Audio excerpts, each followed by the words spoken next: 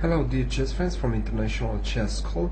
Today we will continue to study how grandmasters are attacking, how they are creating local PC superiorities, and how they use the four elements for the attack in order to unbalance the position.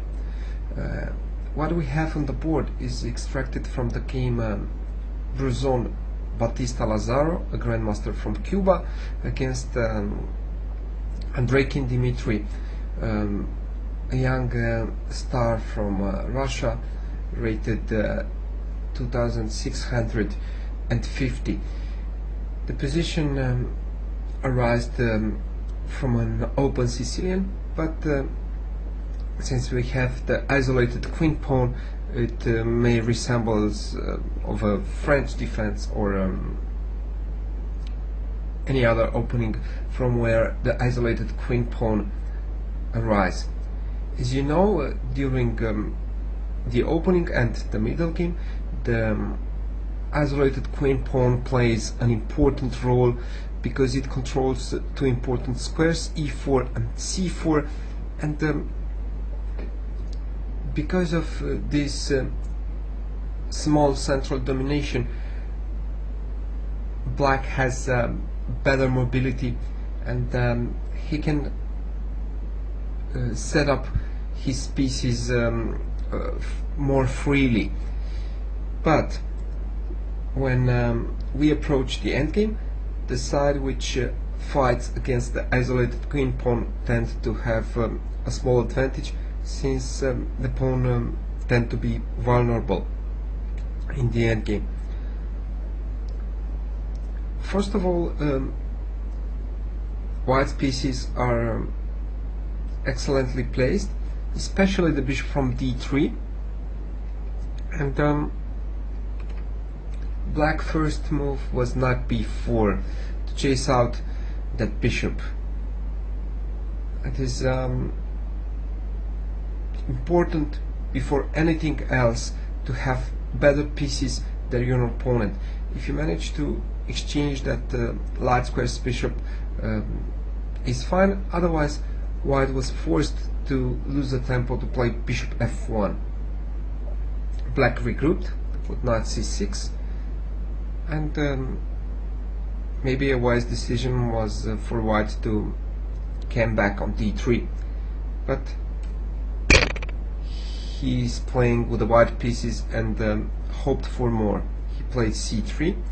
This is a standard maneuver, since white wants to blockade the d5 pawn with the knight. In fact, blockading the pawn has some advantages, but white will no longer be able to attack the pawn. And the light squares controlled by a knight from d4 are well controlled. f5 by the bishop from c8 and b5 by the pawn a6. Bishop f5, knight f3. White is continuing his plan to install a knight on d4, but which is the consequence of white's last move?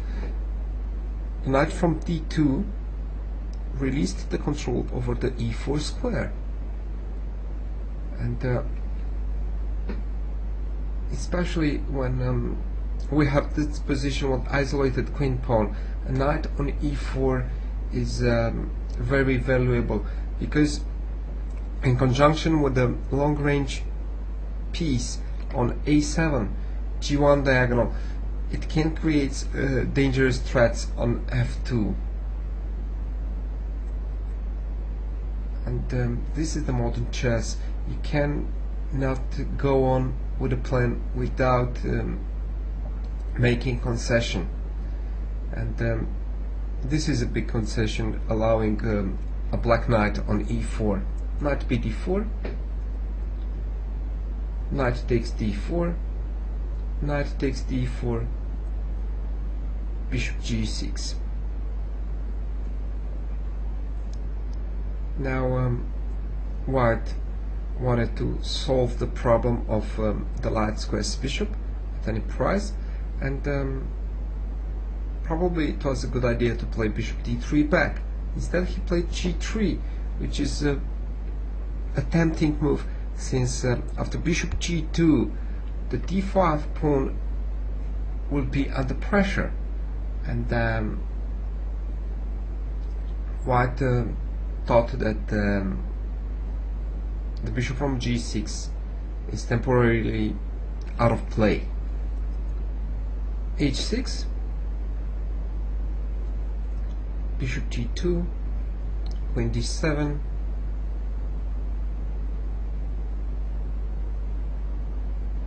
rook c1, maybe rook e3 was a good idea to control the sensitive squares on the third rank. White played rook c1. His pieces are gathered in the center. Each side reached almost the maximum potential for the pieces. Bishop c5, pinning the knight, since the pawn from f2 will be hanging. Bishop e3, rook a8. You may ask, how is black able to create a piece superiority here? Using the weak squares around the white king. This is the only way, and the d5 pawn, the isolated queen pawn, is very supportive in this case. Knight b3,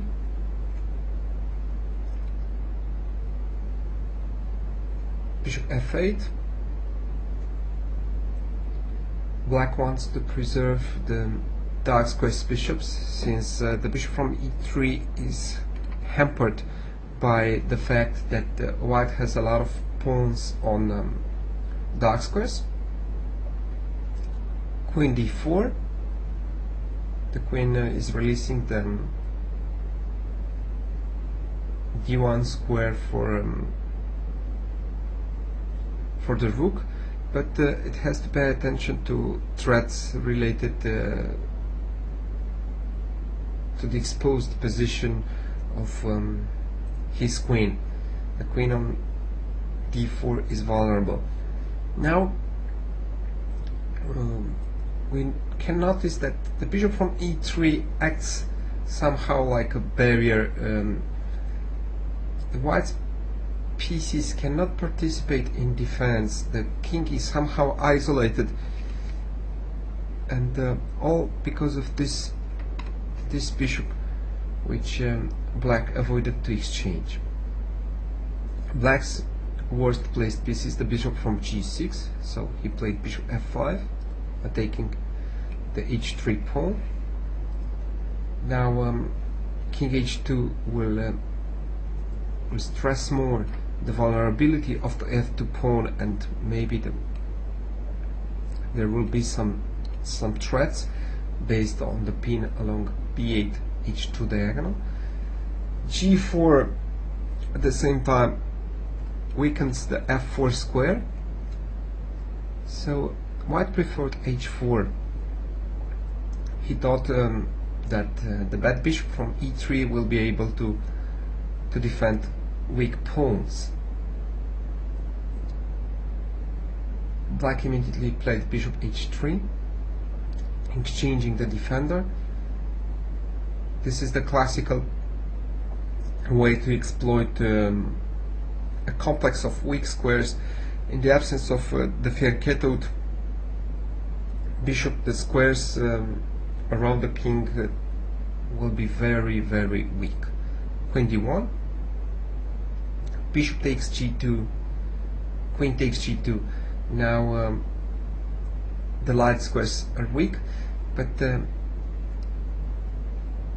black's main advantage is the knight from e4, so he has to coordinate to attack on dark squares, because the knight from e4 attacks dark squares, and removing those two pawns f2 and g3 will open the weaknesses on light squares also.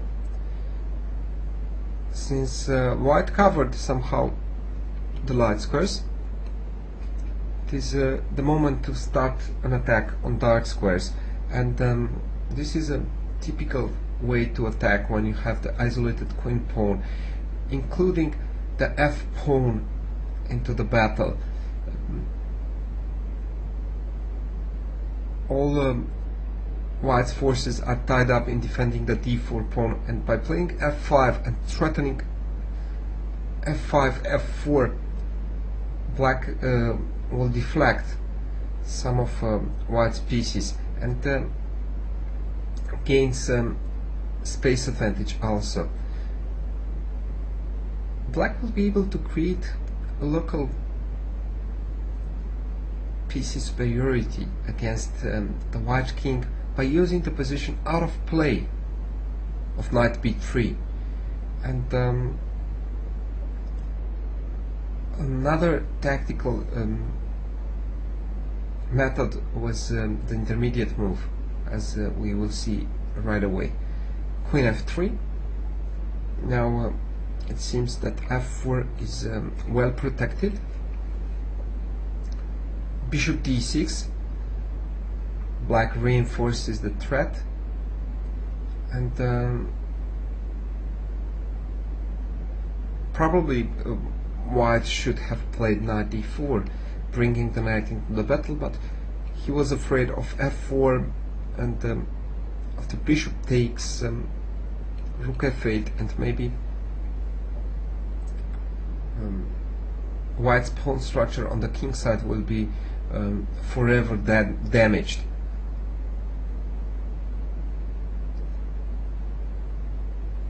White tried to get some air and played bishop b6. As I already mentioned, this is the type of mistake that you should hunt for. White is trying to playing active, and he doesn't realize that by leaving with the bishop, the king side will be exposed. In fact, instead of bringing new forces into the battle, white is deflecting his dark squares bishop. f4, very strong intermediate move, and this is how you gather momentum. This is how you increase the speed of the attack. Please pay attention to the intermediate moves. Bishop takes d8 and f takes g3. This was a critical moment of the game, and as you can see, these days the strong tactical knowledge must be guided by effective attacking techniques, by using in a balanced manner the elements of the attack, and of course you have to calculate correctly the moves. F takes g3 in fact opens the way on dark squares for black's pieces. Black is threatening rook f8 and g takes f2. These are terrible threats, while black has 4 pieces and a pawn in attack, and white is defending only with the queen from f3. The bishop from d8 can't participate in defense. There's an overwhelming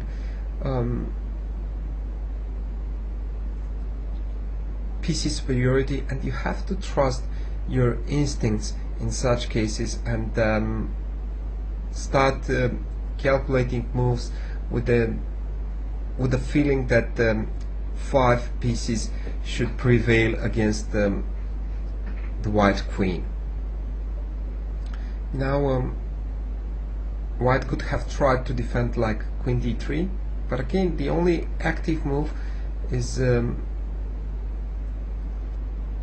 from a piece which is already active, and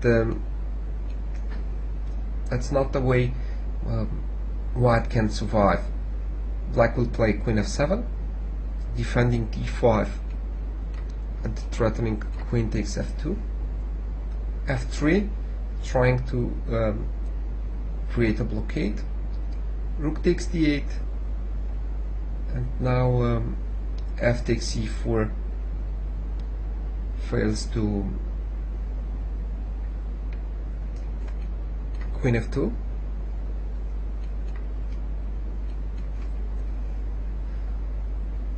king h3, queen h2, king g4, g2.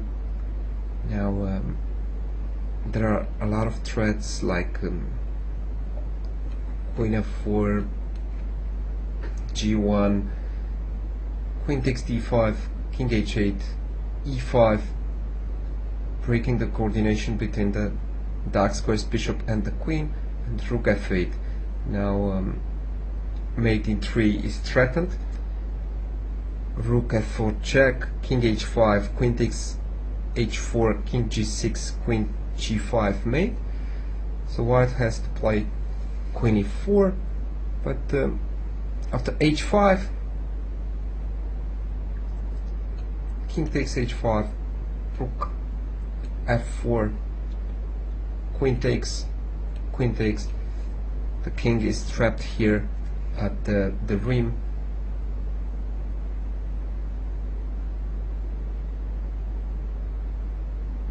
If king g6, then simply king g8.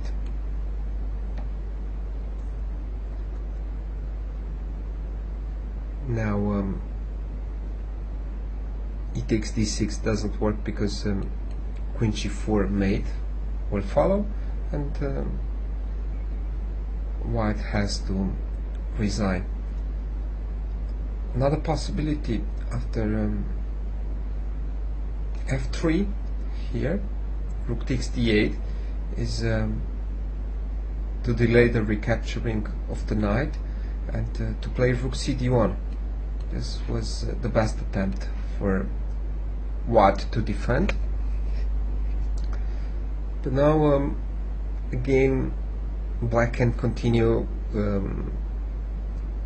his attack by playing bishop c7, opening the d file, or knight f6 with the idea of playing knight h5, knight f4.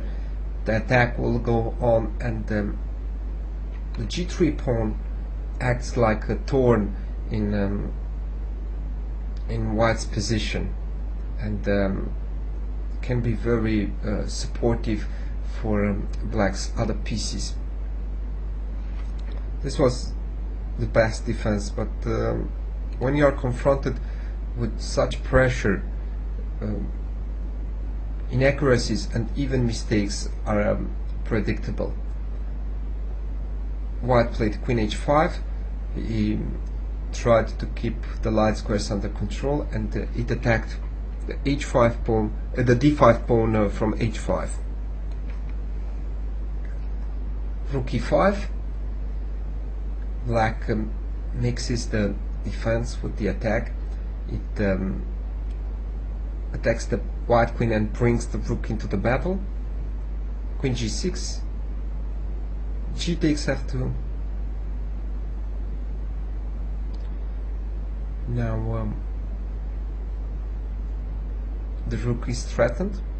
Rook e3, and black had the proper moment to take the bishop. As a result, for the sacrificed exchange, black gained the f2 and the g3 pawns, and remained with such a beast on f2. Everything is clear now. Rook h1, queen d7, simply regrouping the pieces. King f1, rook e6 is chasing away the active queen from g6. queen g4, h5. Of course, after queen takes h5, knight g3 check will follow. Queen takes h5, knight g3, rook takes g3, bishop takes, king g2, and the idea is to promote the pawn who is fighting against is the rook from h1, which has to be exchanged, so rook e1. Black is threatening rook takes h1, king takes f1, queen with mate, and if white takes on e1, he will take with the pawn, promoting queen. Notice that the knight from b3 remained out of play, and it was one of the reasons for which black was able to create a local piece superiority on the king side. Take a look at the starting position and let your imagination find such ways to continue the attack in your games. Till